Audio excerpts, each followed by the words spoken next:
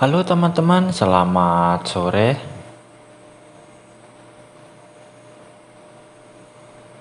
Berjumpa kembali bersama channel Modal Nekat Cerpen ya.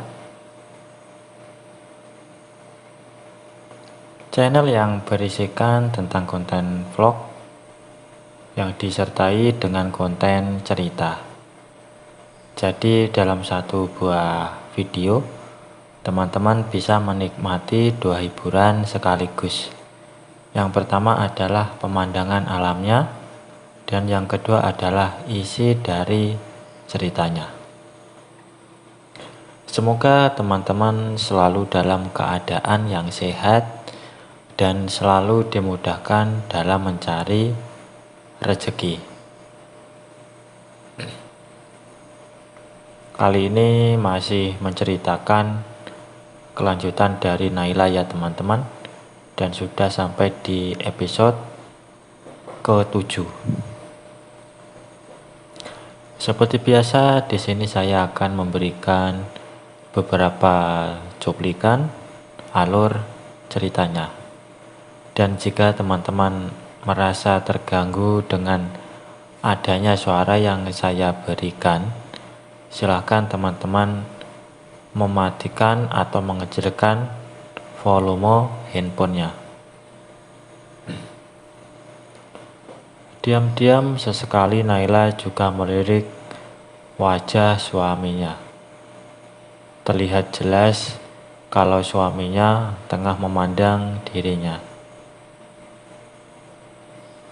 Saat pandangan Naila turun sedikit, ia pun baru menyadari kalau suaminya sedang menatap asetnya.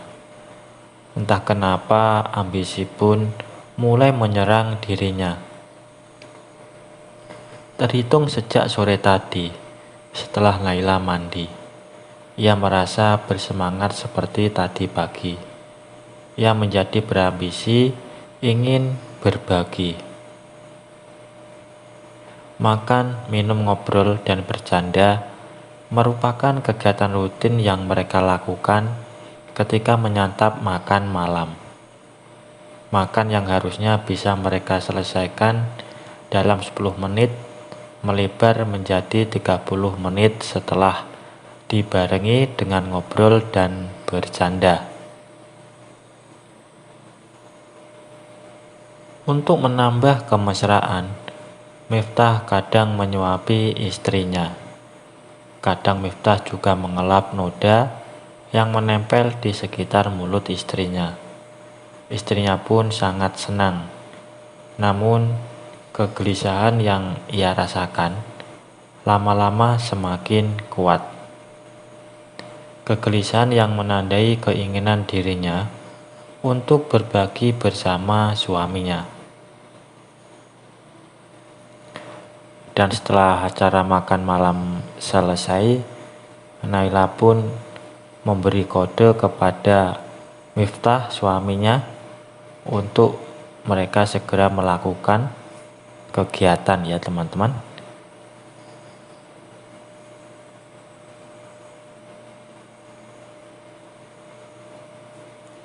Akhirnya Miftah pun menyetujuinya dan menyuruh istrinya untuk siap-siap dan berdandan secantik mungkin, biar suaminya saja yang memberesin piring-piring kotor tersebut.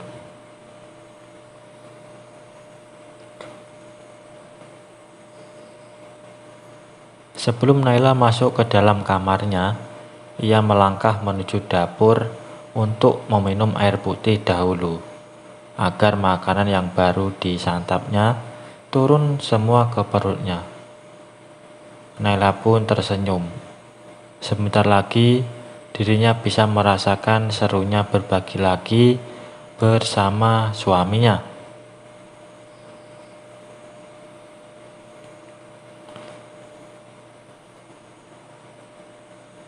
Tapi dia pun terlihat gugup.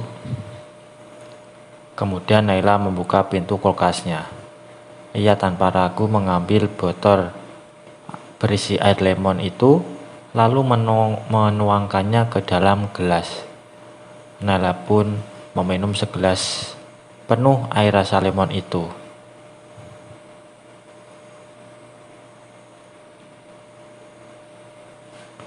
Lalu dia pun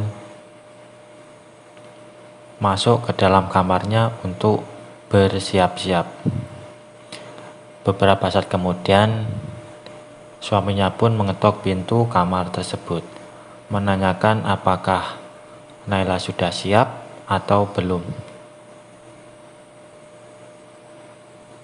Dan dijawab oleh Naila bahwasanya dia sudah siap dan membolehkan suaminya untuk masuk ke dalam kamar.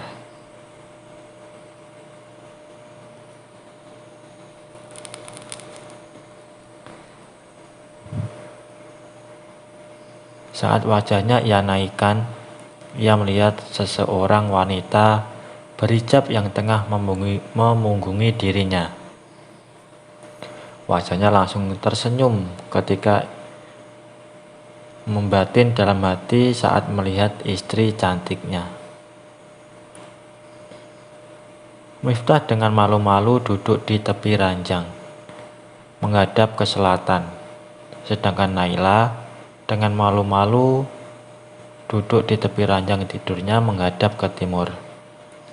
Tangan kanan Miftah pun bergerak untuk mendekap pinggang rampingnya. Tangan kirinya juga bergerak untuk mendekap pinggang satunya.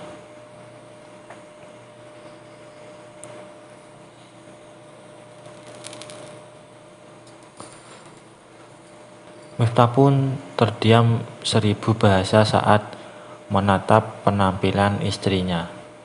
Dari wajah ke atas semua terlihat sempurna. Naila terlihat sangat cantik dengan hijab dan cadar berwarna merah yang dikenakan olehnya. Kemeja berwarna hitam bermotif garis-garis pun membungkus badan rampingnya. Tak lupa celana kain berwarna coklat melengkapi penampilan indahnya di malam tersebut.